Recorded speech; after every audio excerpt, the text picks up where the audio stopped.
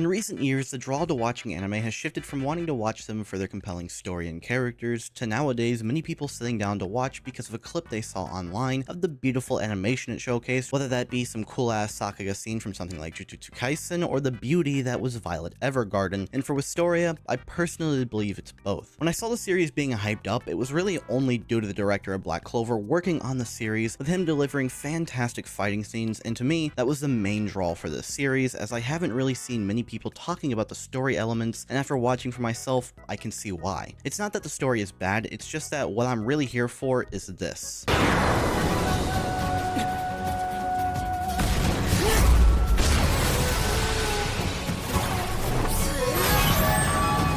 Oh, and the cute little cat that serves no purpose other than fetching swords and sniffing out monsters in the dungeon. Normally, when a series blows its load in a fight scene, the rest of the episode will suffer from poor animation, but no, not Wistoria, because my god, does the anime look fantastic in every single scene, aside from the few where it does look like they're doing way too much and is a bit off-putting. Like this scene when Will is excited about receiving 10 credits from defeating an ultimate boss in the dungeon, with his movement coming off as a little overdone and jarring to me. But the actual scene with him defeating said boss is what really makes this show so much fun to watch. The show starts with our main character Will introducing us to Regarden Magical Academy, that naturally values individuals with an aptitude for magic, and then he asks the question of whether someone who lacks talent in magic could advance in the academy, which up front is a silly question to ask. It's like asking whether someone without a quirk in My Hero Academia could progress on the hero course or even pass the practical exam. But here is where we're shown just how strong Will's determination for surpassing the limitations the school puts on someone that can't use magic is. He pushes himself harder than anyone else by going into the dungeon to constantly fight monsters in order to never fall behind, because without magic, he can't receive a huge portion of the credits needed to continue going to school here or even graduate. We quickly learn that while having to deal with the stress of needing to prove himself to the school, he has to deal with the students and even his own professor discriminating against him, so much so that if this were Code Geass, he'd be gunned down like the 11s. And honestly, that's part of what makes watching the show so much fun. We get to watch Will overcome these challenges to prove these people wrong at every moment possible, as later in the episode, Sion, Will's biggest op, learns about a monster he's trying to game end in the dungeon and decides he's going to go there with his meat riders to steal the points Will needs in order to not fail. This leads to Sion and his group nearly dying to a much stronger monster, and Will coming in and saving them, rewarding him with plus 10,000 aura and upsetting the fraud magic user. This of course ultimately leads to Will's professor, who despises him, to whine to the headmaster like, Will shouldn't be allowed in this school, he can't use magic, I'm strong and he's not. In which the headmaster decides to play both sides and agrees to let Edward do whatever test he deems is best, and if Will fails, he can kick him out. So of course, he decides the best course of action is throwing hands with an unarmed child. That's right, he picked Will up from daycare, giving him zero warning or time to prepare, and said, I'm gonna use my wand and broken magic, and you're gonna come at me with your fist. Seems fair to me. Anyway, during the fight, Will's cute-ass cat and best girl brought him his sword, and he immediately became Anime Jesus and landed a hit on Edward, which meant he was awarded credits and allowed to stay in the school. Yippee, happy ending.